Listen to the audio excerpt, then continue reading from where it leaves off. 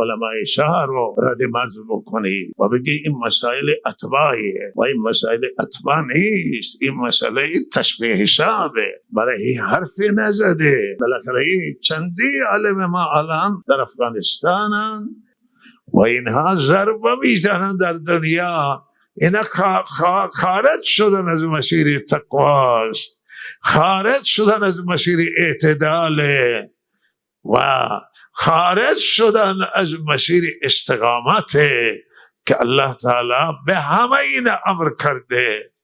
و ما وقتی که اعتدال ترک کنیم گرفتار افراط بشیم، گرفتار تندروی بشیم، افراط و تفریط بشویم، از اعتدال و از تقوی خارج شده ایم. و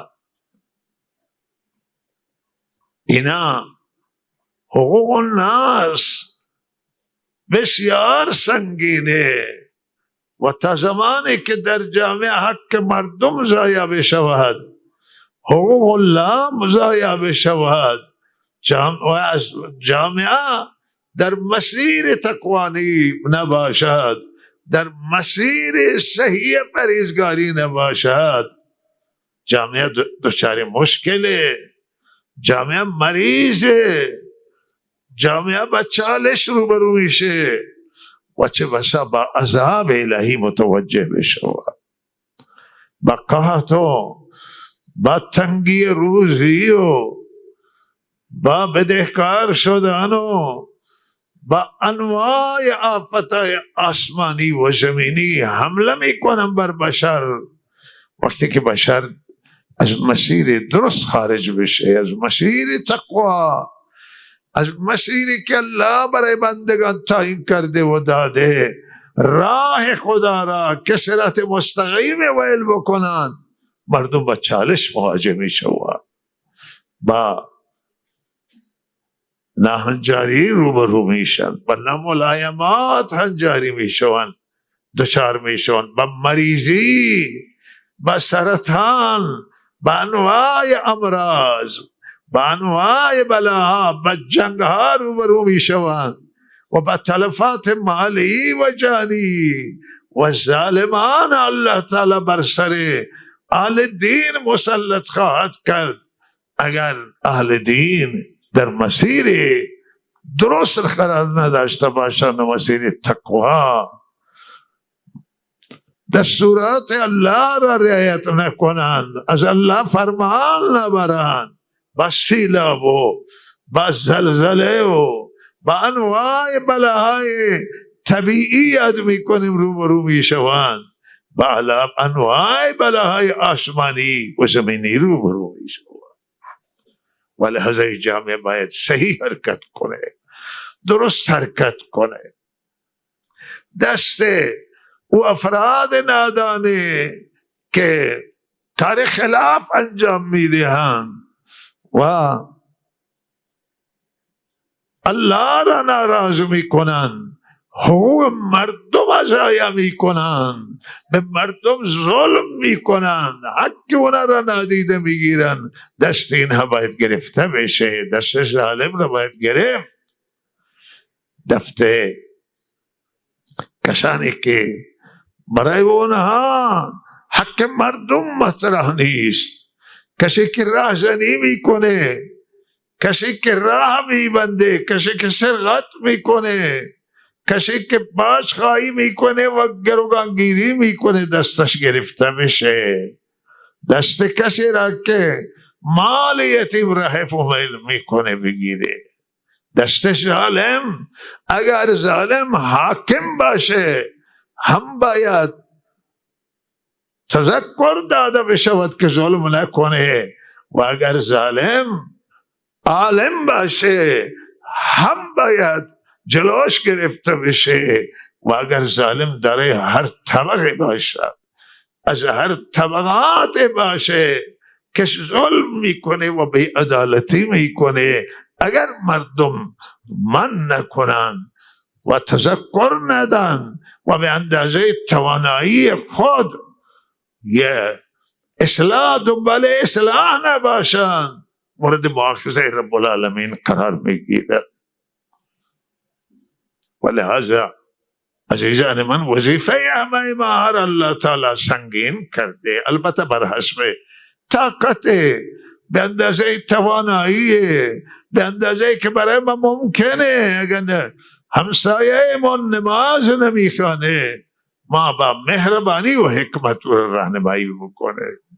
اگر کسی در یک گروهی هست و در بالاخره مشکلات گرفتاره، ما با حکمت و مهربانی و دلسوزی او را راهنمایی بکنیم که این کار تو اشتباهه و تو این کار را الله را ناراض میکنی.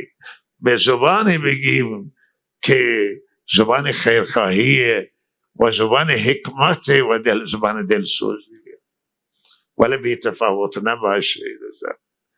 بسیاری از خویشاوندانان، همنشینانان که اگر برای اونا مشکل پیش بیاید، من و شما قد علم میکنیم به دفاع از اونها، ولی وقتی که اونها گناه مرتکب میشوند چرا دست اونها را نمیگیرید؟ دست اونها را بگیرید. و این مشکلات امروز در جامعه که زیاد شده، فساد زیاده و گناه زیاده، اعتیاد زیاد شده است و انواع گناه هستند که زیادن. تو همه شهر من شما افرادی به گروگان برده می شوند و ما نمیدانیم که اینا از کجا تحریک می شوند یا کجا دستی به اونها همراز که کار می کنند.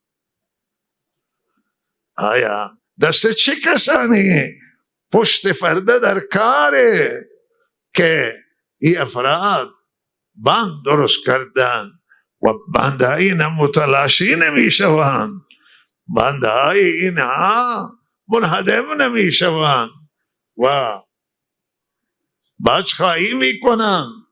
در میان همین طوائف اینها هستند، در میان همین منطقان.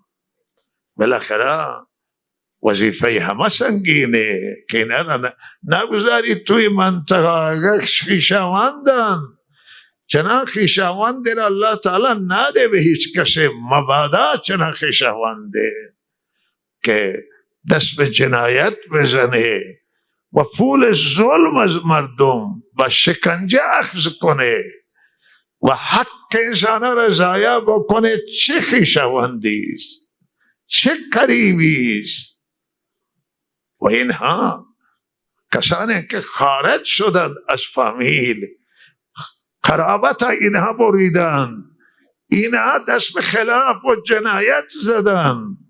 جنایتکاران و دزدان و رهزنان خویشاوند و قریب من و شما نیستند و با من و شما رشته را قطع کرده که دست به کار خلاف زده.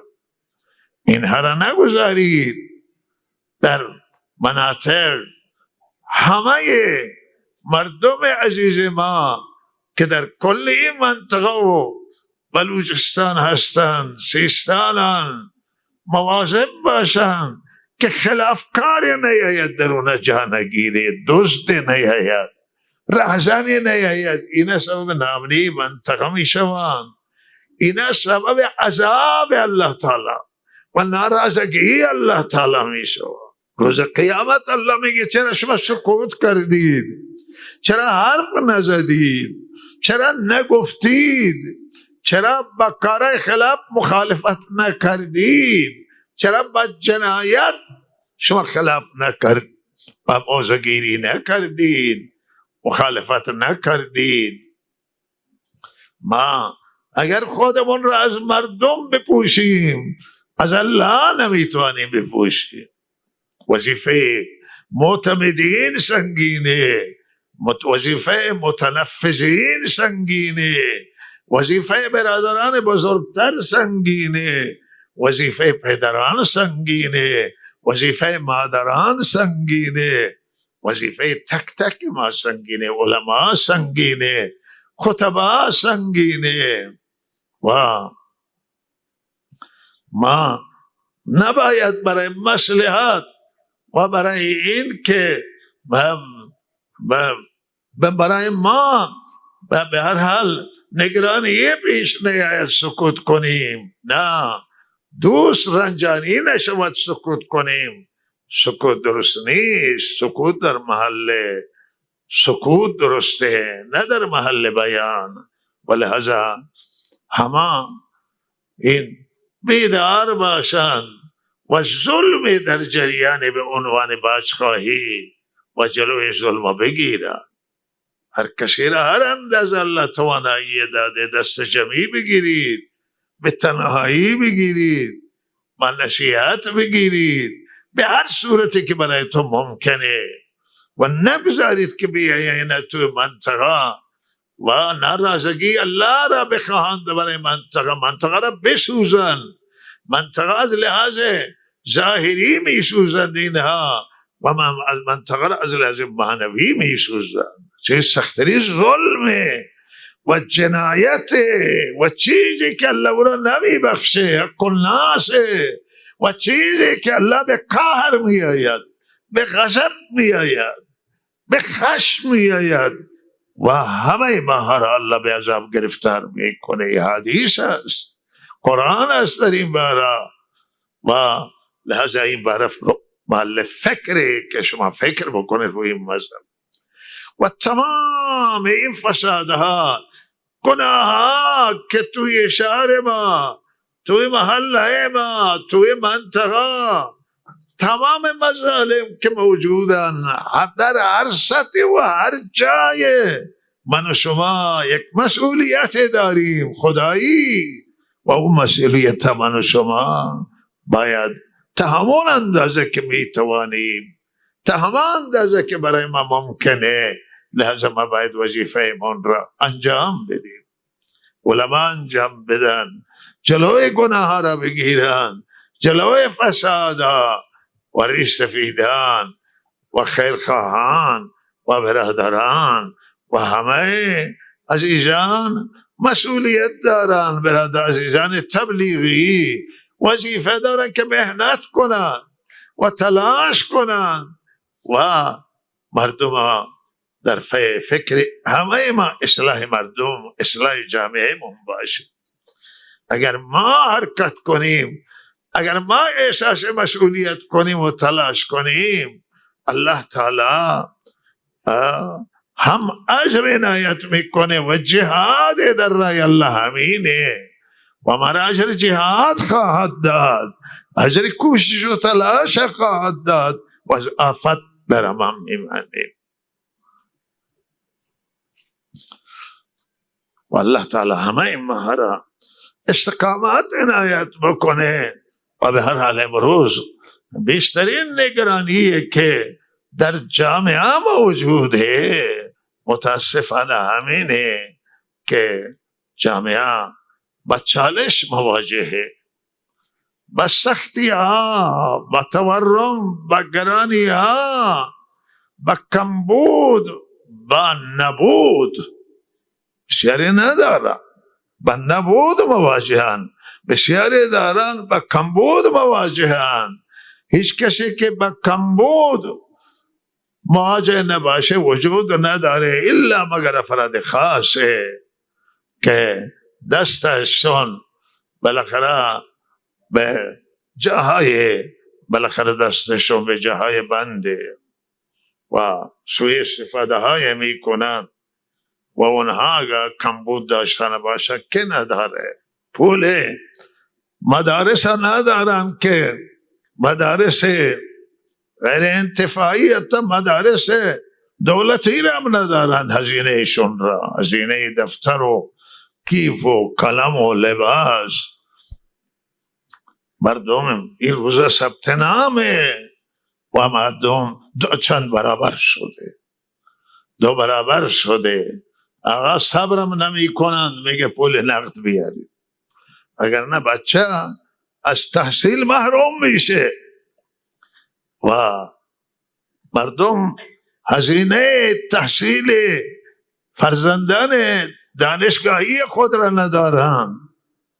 مردم هزینه خوردن یک چیز خیلی خوراک معمولی، خرید نیازهای خانوادهشون را ندارن و زندگی فشار میاره، زندگی فشار میاره سخت بر مردم و این تحریم و مشکلات و کساد ریال پول ایرانی و انواع گرانی کالاها کمر شکنه بر شده برای مردم و نمی یک چیزی که به 10 می خریدن حالا به 100 باید بخرن، حالا بیش از 100 بخرن.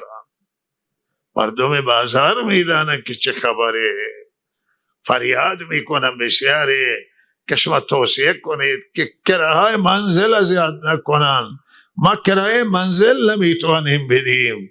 بسیاری شکایت دارن که شما توصیه کنید که کرایه مغازه را بالا میبرن، ما کرایه مغازه های من استیجاریه و ما نمیتونیم بدیم.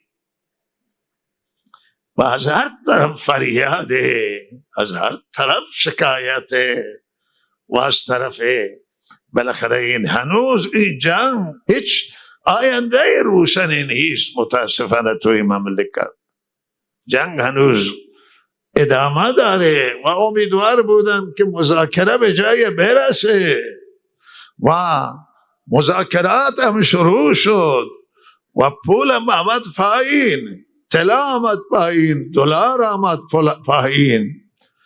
بسیاری بالاخره اگر دلار جای داشتن و طلای داشتن که پول چون بیارزشه، نگهداری پول ضرره، اینا را بردن سب کشیدن جلو صرافا، سب کشیدن جلو طلا فروشا، مغازه های طلا فروشی و فروختن و بالاخره حالا 2 مرتبه شد رفته به کجا رفته.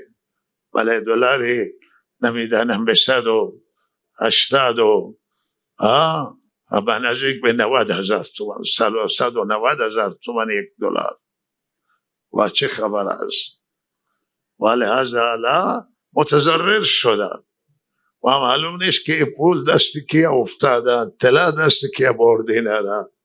حالا بعضی حرفای میزنن، تحلیل میکنن که این، ولی این پایین آمدن برای عام بود که مردم امیدوار شدن که توافق حاصل میشه در کشور و این توافق بالاخره نزدیک بود، قریب بود. ما نمیدانی که این توافق که شکست، چه کسانی بودن که این توافق شکست و بالاخره این سوالی است که مسئولان باید پاسخ بدن چه کسانی شکستن. بالاخره رسانه های ما متاسفانه نامشون رسانه ملیه، این رسانه ملی نیست. بالاخره جای دیگه گزارش میده، جای بمباران میشه، جای بالاخره مشکلات میشه، تمام گزارش میکنن که ملت در جریان باشه. اینجا ملت در جریان نیست، چه توی جنگ چه میگذاره میشنویم.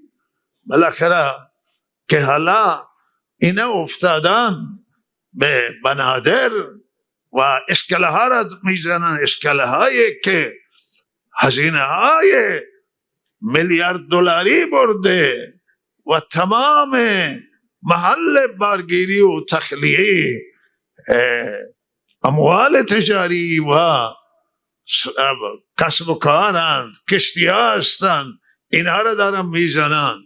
پلهای ارتباطی جنوب را با قطع میکنن با یک کشور و پلها را میزنن، راه ارتباطی را میزنن و بالاخره چی داره کشور تخریب میشه و بالاخره این نقصان بزرگی برای مملکت وارد میشه. اینا هزینه بردن، اینا سالا سرمایه هزینه شده و بالاخره اینا باید که رشد پیدا بکنه و بیشتر بشن. همون دارایی که داشتیم دارایی های کشور داره تخریب میشن و معلوم نیست که این سرنوشت آخر این جنگ به کجا میکشه و چه کسانی مخالف با توافقن و بالاخره چرا دوراندیشی نباشه؟ الله باید میگه که ما انتقام میگیریم. بابا انتقام وقتی داره، زمانی داره. شما صبر کنی برای زمانش، صبر کنی برای وقتش. و الان که ملت نان نداره بخوره، ملت نمیتونه زندگی بکنه، شما ملت تلف میکنید، ملت از بین میبرید و بالاخره خیلی سخته. و به هر حال اگر فکر انجام نگیری معلوم نیست فکر درست و صحیح. و بالاخره تندروها که تندروی میکنن اگر جلوشون گرفته نشود و معرفی به مردم نشوند، بالاخره معلوم نیست که سرنوشت کشور به کدام سو بره و کدام طرف بشه و چه پیش میاد. این الله تعالی بهتر میدانه، ما نمیتوانیم بگیم، ولی ما میدانیم که مردم کاسه صبرشون لبریز شده و مردم به تنگ آمده و مردم گرفتار شده.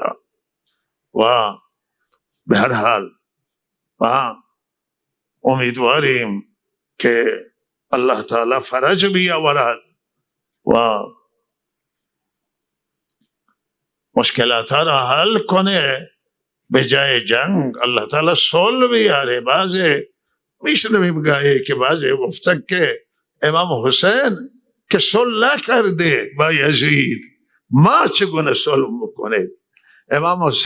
امام حسن که صلح کرد، بله با معاویه صلح کرد و امام حسن هم امامه و هم فرزند حضرت علیه و بالاخره شخص معصومه از دیدگاه هم برادران ما. معصوم خطا نمی کنه و گرچه نزد ما معصوم انبیان.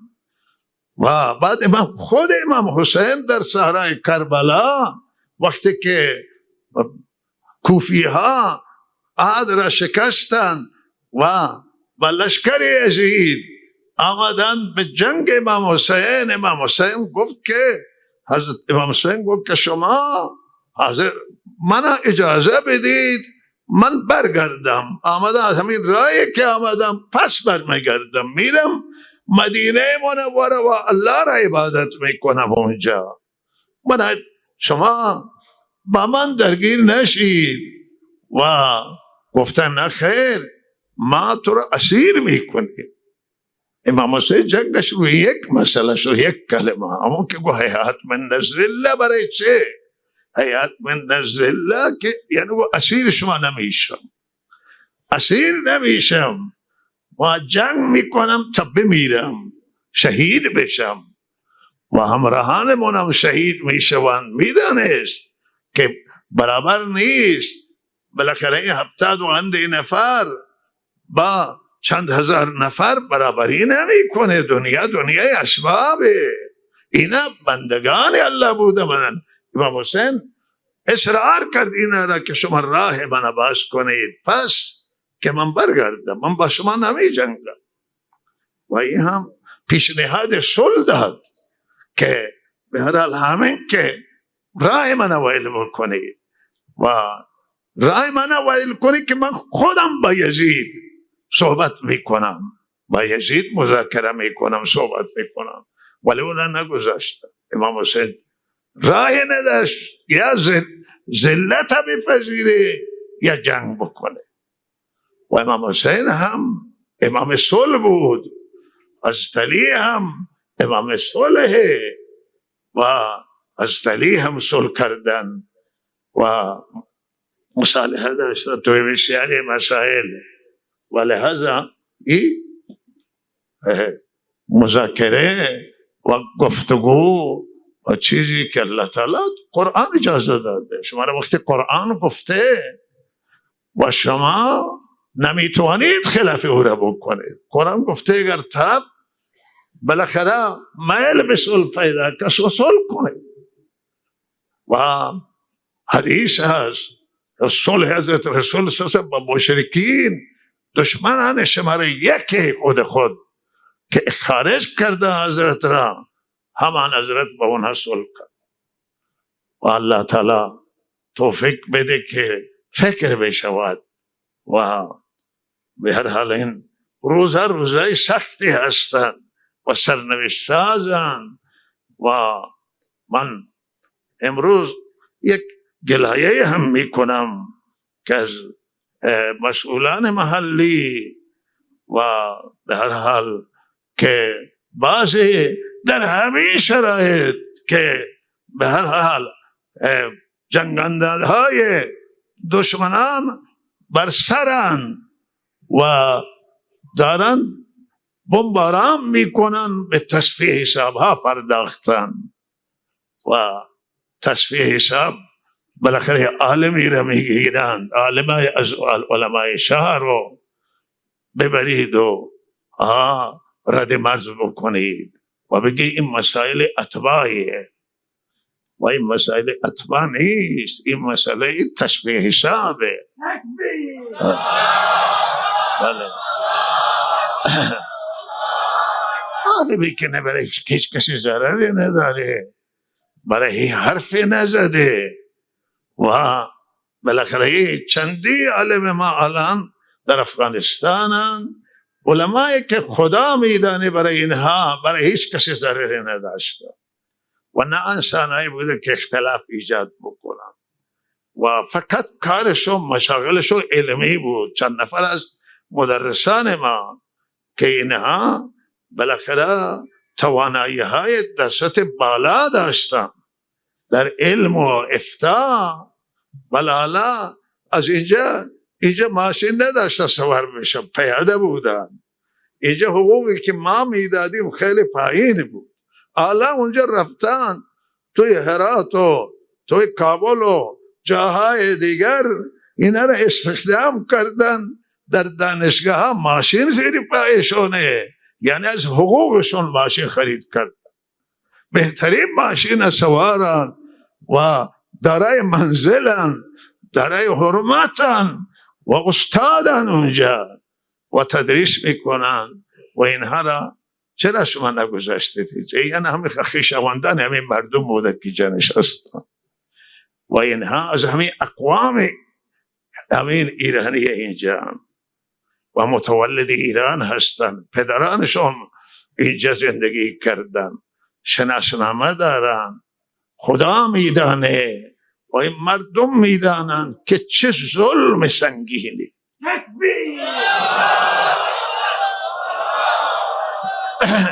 بر منطقه به نام اتباع بگیر و گیر بده مردمان. هزاران و مردم بلکه 10,000 مردم این من چیز کردن، خدمات کرد.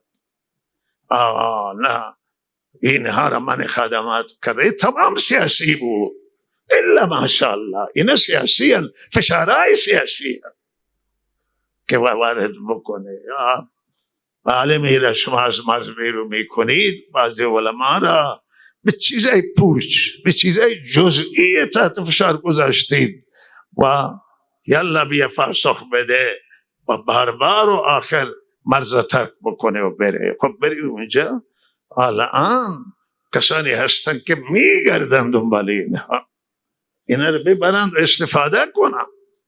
والا استفاده علمی بکنند خوب است، ولی دیگه مسیری ببره اینها را خرابه. و ما نمیدانیم که چه سیاستی حاکمه، منو نفهمیدیم. این الان با کاریگرهای مسجد، کاریگرها که اینجا کار میکنه، کاریگرهای هیچی یک کلاس هم سواد نداشته باشه و یا بره که کمک جمعوری بکنه، از صندوقی را ببره و غلکی را برای مسجد و شما اینه بگیرید و بگی که وقتی بگن که آقا اینا را بگیم مسئله اتباعیه. اینا مسئله اتباع است و ای ما مگر نمیدانی، ما خیلی اینجا نشستیم اطلاعات داریم، اما اینطور نیست که شما لیست درست میکنی و اینطور نخواهد بود. بالاخره که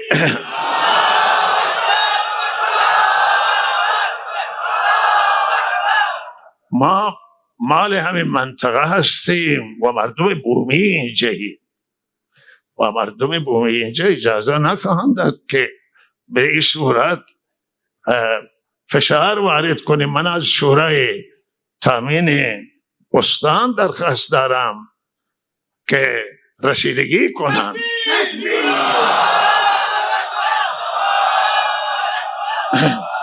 جلوی افراد بگذارید تا ما همین جوش و ناراحتی های همین مشکلات های جنگ و مسائل مردم و امنیت مردم، چرا که فقر که می آید تمام فساد ریشش به فقره و مسئول این فقر چه کسی هست؟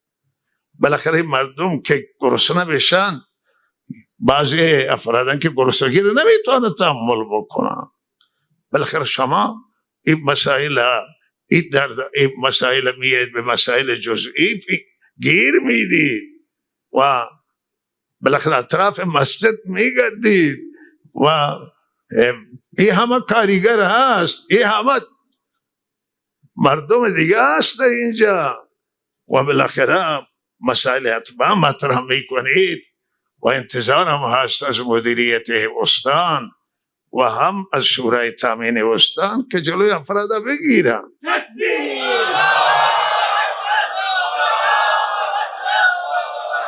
چرا که اینها با این سختی ها با این حرکات ضد وحدت هم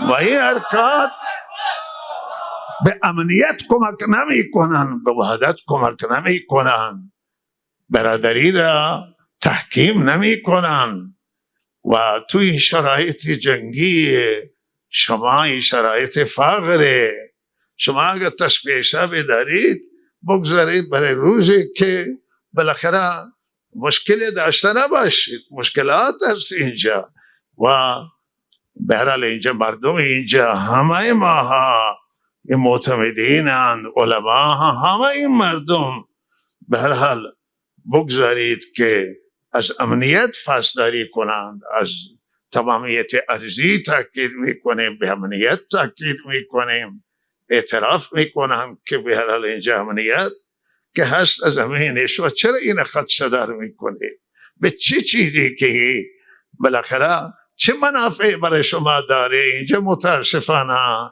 بعضی هستند از افراد که از همون جمعه خونین اینجا باقی مانده و مدیریت اینجا اکثرا عوض شده، ولی بعضی بودن که ولی همون زمانه و اون زمان اونها این یک مسائلی که من نگفتم هنوز و آینده میگم. به هر حال او بسیاری از معاهدات اینها که به هر حال در اون توافق بود که توافق جمعه خونین که گفتم منطقه نامنیم برای جلوگیری از ناامنی ما این مردم التماس کردیم که بیایند و قبول بکنن، بپذیرند توافق را و توافق حاصل شد. او شرایط اجرا نکردن، هنوز اینجا شرایط هنوز هست. توافق شد ولی ما او منطقه امن شد، او که راه ها را میبستن و به عنوان خونخواهی جمعه خونین بعض بسیاری کشته شدن. ما گفته که جمعیت حاصل بشه، اینا به شرایط عمل نکردن و ما میدانیم که چه کسانی مخالف بودن با این. برحال ما نمیخوایم مسائل بشه، میخوایم اینجا بالاخره به امنیت بشود و دست تندروها را بگیری.